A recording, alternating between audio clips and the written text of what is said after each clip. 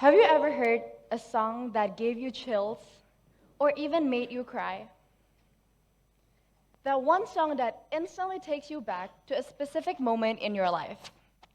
I'm sure we all have experienced this, whether while watching K-dramas, movies, or simply just listening to a song that reminds us of something special in our heart. So why is that? And I'll talk about that today. Hi everyone, my name is Filda, and I graduated from the Boston Conservatory at Berkeley. I majored in piano classical performance, and you heard me right. I went to the States for a music major. Not accounting or business, but music. So I've always been interested in music since I was young, because for me, I think music lives around us. I'm not talking about music like those specific instruments like piano, violin, guitar, orchestra, or anything fancy. But it's literally the sound around us. It's the door knock, the keyboard clicking, the keyboard typing, our footsteps. It's literally the sound, those little sounds. Imagine you're inside a car going home from school, and then suddenly you hear an ambulance sound coming from the back of your car.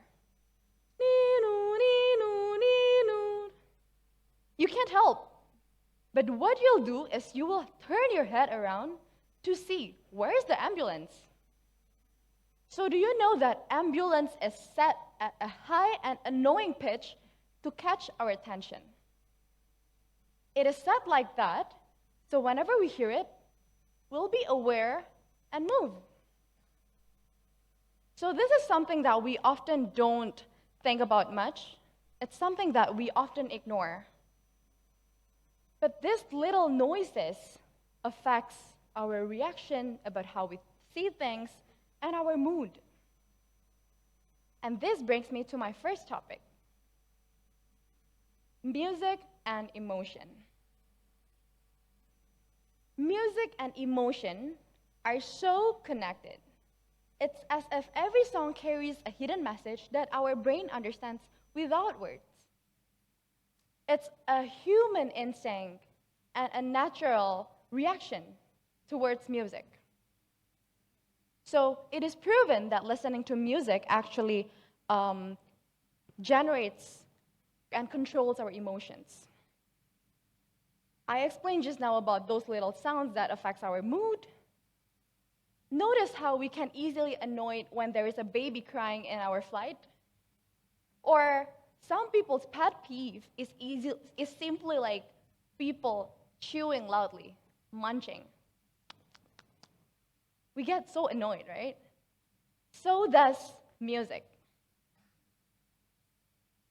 There are many types of songs. There are different types of genres like classical, pop, rock, jazz, and we know different songs are played for different places, for our different moods. So, for instance, classical music are played in museums because classical is classic. It's been there since ages ago, years ago. That's why it's suitable to be played in museums. And while lullabies give you a soothing, calming, peaceful effect, that is why they are for babies. Sensitive. So, listening to the right song amplifies the right mood. I remember during my time in the college years, I took a class called Psychology of Music, and this opens up my mind.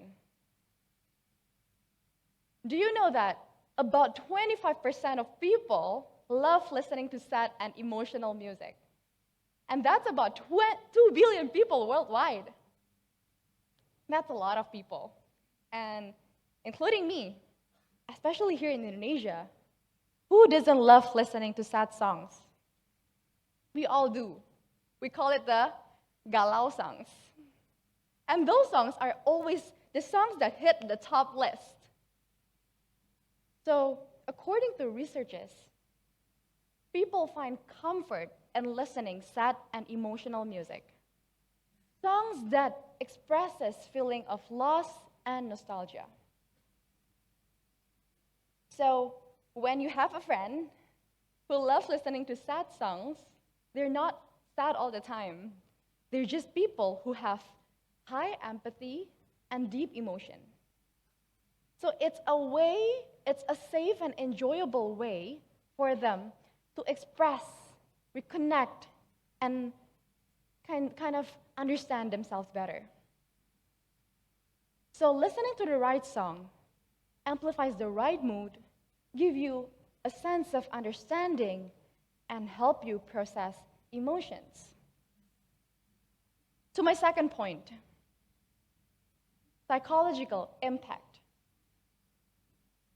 Music is now very often used as a treatment or therapy. One of them is for dementia and Alzheimer's patients. Dementia is a condition, is a disease usually happen with old people. It's where they start losing cognitive functions like thinking and remembering things. There are different stages of dementias. Some of their personalities can even change. So what they do is that they will set a customized playlist of their favorite music. These musics are their favorite tunes from their teenage years. So they will be given a headphones that plays their favorite music, hoping that they can somewhat remember, recall, and kind of improve their mood. Their reactions can be very different. Some of them can be very active. They can sing, they can dance, or even hum. But some of them can become very calm. Another instance is Parkinson's patients. Also a condition usually happens with old people. So this is where a part of your brain deteriorates. So we normal people can walk very fast. We can walk easily, normally, while thinking about other things. But these patients, they can't. They have to think in order for them to walk. One of the symptoms is that they walk in small steps, shuffling steps, and shakily. So what they do is that they will find music that has specific structure, music that has specific patterns for them to follow to walk. So they will walk according to the music, and once they're comfortable with the pace, they will increase the music. They will increase the pace of the music so that they can walk faster. So that is how they improve Parkinson's patients. So it's interesting, isn't it? Music can tap into that part of our brain that is responsible, that can connect our emotions and our past experiences. Music can help us process feelings. It gives an understanding of how we feel. So, to my next point, what does music do in our daily lives? Why is it so important? How does it affect our daily life, especially here, young people, young generations, and teenagers? There are many things, many positive impact, but I'll narrow it down to two. One of them is sleep quality. Sleep quality. Have you ever been to a massage place? They always play those type of songs, the spa, relaxing, soothing, calming pieces, because they hope that people who come will become relaxed and sleep.